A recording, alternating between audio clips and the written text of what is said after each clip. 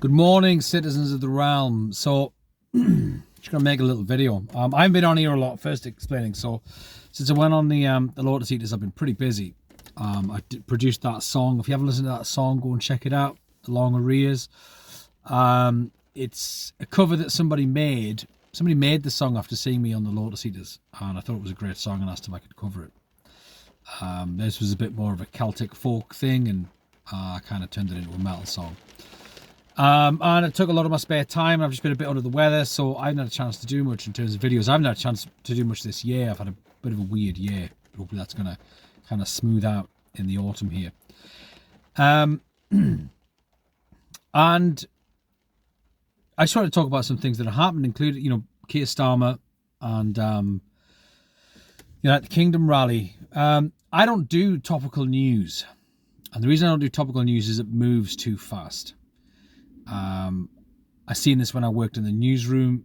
Quite often, by the time you got a story picked up at 10 o'clock in the morning, by the time you got to do the news in the afternoon, the story was gone. Something else had taken over the news cycle. And I think for a YouTube channel where you're just kind of picking up on things, unless it's your full-time job and you can just sit every day and pick through the news, it moves too fast. So I've always tried to focus on a wider, a bigger arc, right? And my arc, you can basically sum up as basically the restoration of England, what I would term the glorious restoration of England. That is the arc that I kind of look at, right? And let's have a think. Oh, you know what it is? This audio might be terrible. Let me switch off these earphones.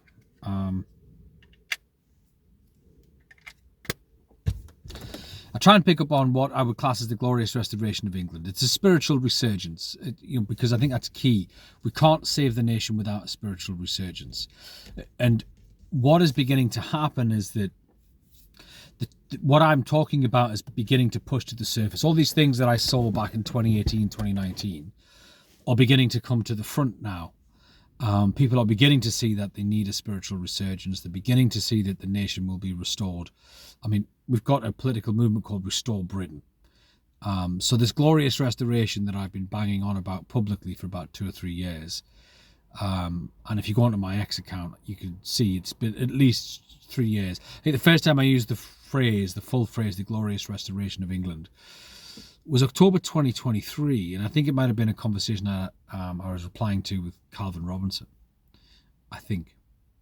And yeah, we will have a restoration of the nation. That's never been in doubt for me. And you can see, Saturday's rally, which was brilliant. I wanted to go, and I was going to go with a young gentleman from up here, but I've got a business plan I had to write.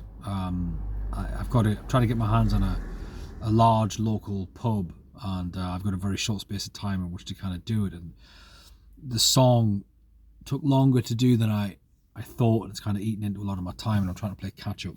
So I've got to get it done this week. So I had to stay home and do that. But I really wished I could have been there. But it was glorious. It was fantastic, and it's just going to get bigger. It's going to get bigger and bigger. So this is important. This is something that we needed. We needed somebody to pull this together, and it was always going to be Tommy. For all of his faults and flaws, he has his positives, and he's coming from a good spot. So it's always going to be him. And what it is, people were saying, "Oh, the English are finally off their knees," and it's like, we never were on our knees. What we needed was an opportunity to do this without tearing the country apart. We're not like the French. We don't spit our dummy out over everything and spray everything with manure, because that just lands people in jail in England, and which screws your family even further. There is no other option for us to do this without actually putting our family in danger, right? We either go to jail and we go down to one income, the kids are destroyed, families destroyed, or we take on these undesirable elements in society ourselves, and they burn our houses down with our kids inside.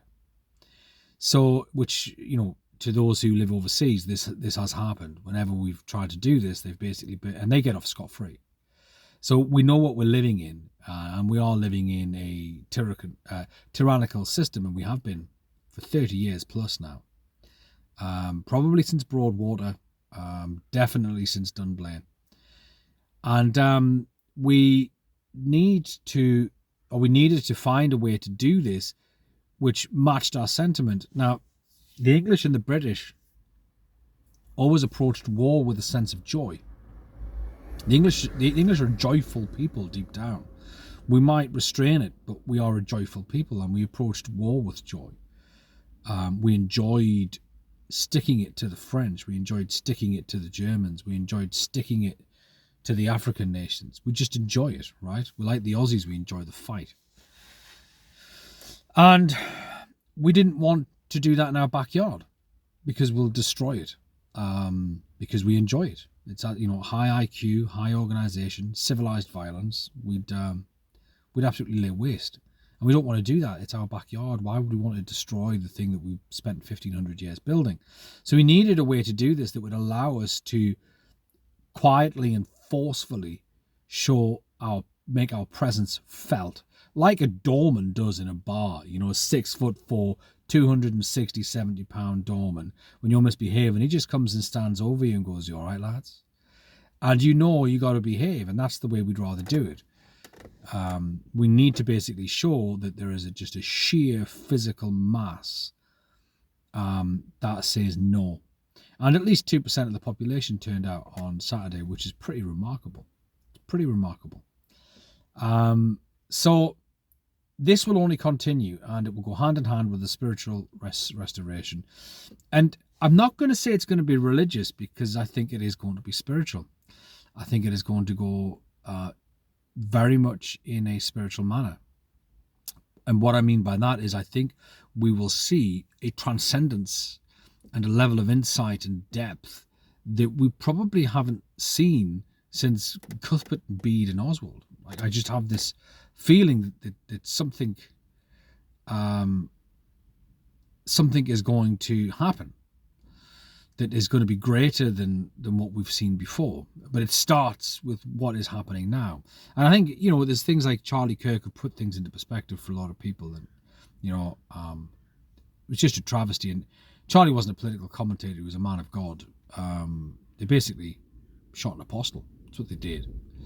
And that's why the outpouring and the grief is so great, because there is a mourning in the spirit, which is passed over into a mourning in the people, but it will pass over into a spiritual resurgence in the people too. And they can't stop what's coming, and it will be forceful in the sense that military and law enforcement will get behind this and start clamping down and rooting these people out. So that was that. And Starmer.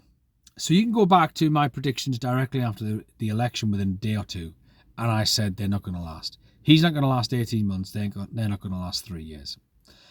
We're now coming up to within the 18-month mark by December. I think he's going to go in 2 weeks, maybe 4 at the most. But he's going to go in this next month. And I think they will cling on and kind of collapse. We may potentially have an election next year, if not definitely by 2027.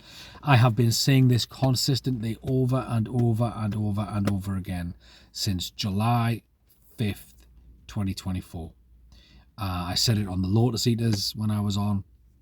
You can see it. There is a principle in the Chinese system called the Imperial Cloak. Leaders have an Imperial Cloak. You can see it. There's just a glowing, whether you want to call it charisma or riz. You can just see it glowing off him. He doesn't have it. But I'll go back to my prediction at the time that the historical arc, if you look at history as a narrative, that things happen in humanity to teach humanity things and for certain things to manifest. The historical arc of the British Labour Party is to destroy the British Labour Party, the Fabians, communism and socialism in England forever. They will never, ever, ever get their hands on power ever again. And what comes after this will be milquetoast, and it will be Nigel, and he's not ready, and he may either step aside or collapse. As it currently stands, it's not fixed on Nigel, by the way. I don't see Nigel as being fixed.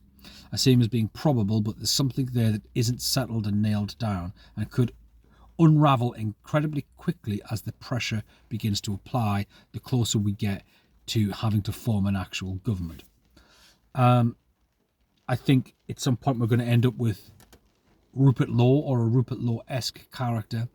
I can see that happening. Somebody asked me, even before the election, what would happen, and this is on X, what would happen with the United Kingdom, and I said we would have a temporary dip into tyranny. We'd start pulling out of it around about 2027, and by 2030 we would be clear of it. And I see the exact same thing happening. By 2032 it'll be all roses. There will have been enormous upheaval, because the radical Islamists and the radical left are not just going to fold quietly. It will be like the IRA on steroids, okay? People just need to be ready for that. But it will be put right. And by 2032, we'll be sitting pretty.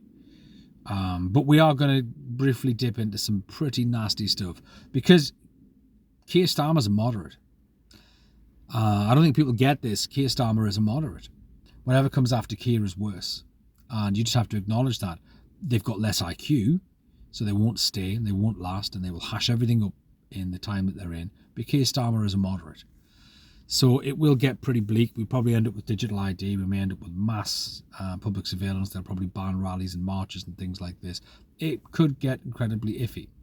We just have to be ready for that. But it won't last. It'll last a year. Maybe 18 months at the most. But we are going to win. We were always going to win. If the native population is only 10% support this lunacy. And of the immigrant population, there's probably millions that support us. So we're at least 75% of the population that live in the United Kingdom. Now, a lot of people know they're going home. Some people are going to support us because they hope they can dodge going home, and that may be the case. I think we're all ethno-nationalists now. I think it's just a case of the percentage that remains. I think we'll be 98% British. I think there'll be 1.5 to 2 million foreign people left in the country, and I think the majority of them are going to go of their own wishes, because the culture is turning.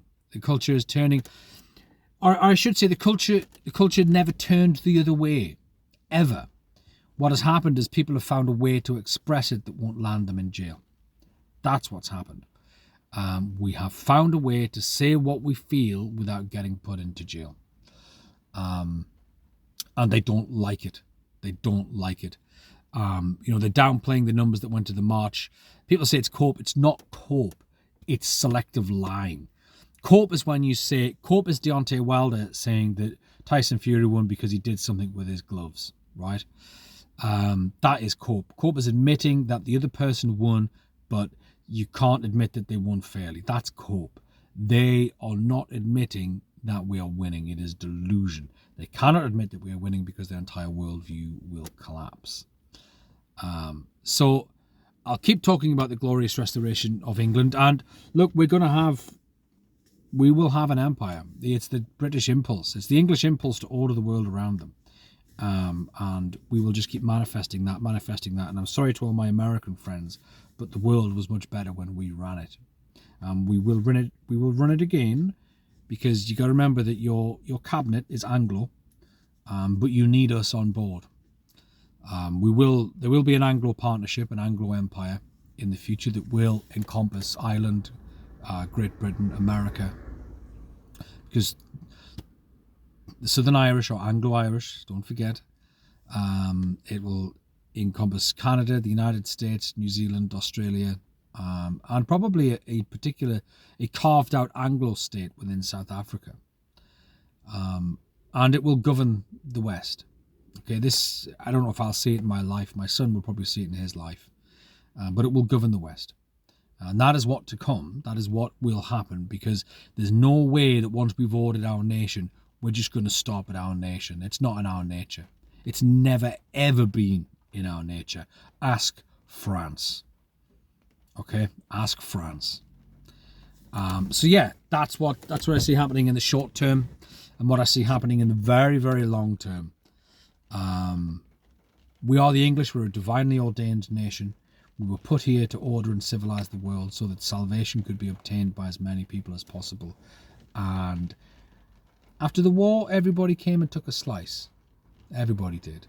And You all cocked it up, every single one of you. So your nations may love us, but your administrations don't. So anyway, that's where we are. We are a brotherhood, whether we're American or English or Irish or Australian or Canadian. We are a brotherhood. You're all family, you're all kin. Elon Musk is kin. We've all got a shared ancestor from the 17th century, right? So we are kin. We will do this. We will root evil from the world, because under the British, it was almost all gone. If we got rid of the Ottomans, if we carried on and pushed the Ottomans out, the whole lot would have been gone. And what we didn't see was the cancer that was Marx. We didn't spot how bad Marx was. We should have rooted that out at the beginning. So yeah, that's where we are. That's where I see it going. Have a great day and order the world around you. Don't forget.